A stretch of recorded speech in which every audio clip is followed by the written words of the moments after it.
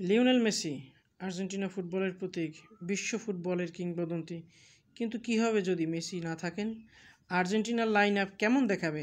আজ আমরা এই প্রশ্নের উত্তর খুঁজব এবং মেসি ছাড়া আর্জেন্টিনার সম্ভাব্য লাইন আপ ও কৌশল নিয়ে আমরা আলোচনা করব। মেসি ছাড়া আর্জেন্টিনার লাইন আপে প্রথমেই যে পরিবর্তন আসবে তা হলো অ্যাটাকিং মিডফিল্ড বা ফরওয়ার্ড লাইনে। স্কলানির কাছে বেশ কয়েকটি অপশন আছে। প্রথমেই যে অপশনটি সেটি হলো পাওলো দিবালা। জুভেন্টাসের এই তারকা খেলোয়াড় মেসির অনুপস্থিতিতে স্ট্রাইকার বা সেকেন্ড স্ট্রাইকার হিসেবে দায়িত্ব নিতে পারেন। তার ড্রিবলিং, পাসিং এবং গোল করার ক্ষমতা তাকে আদর্শ বিকল্প করে তোলে।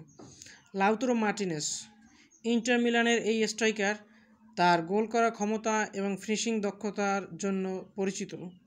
তিনি মেসির অনুপস্থিতিতে মূল স্ট্রাইকার হিসেবে খেলতে পারেন।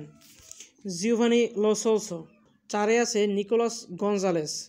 তরুণ এই ফরোয়ার্ড তার গতি ও শারীরিক ক্ষমতার জন্য দলে জায়গা পেতে পারেন। তিনি উইং বা স্ট্রাইকার হিসেবেও খেলতে পারেন। এবার আসি, মেসি ছাড়া আর্জেন্টিনার কৌশলগত পরিবর্তনও আসতে পারে।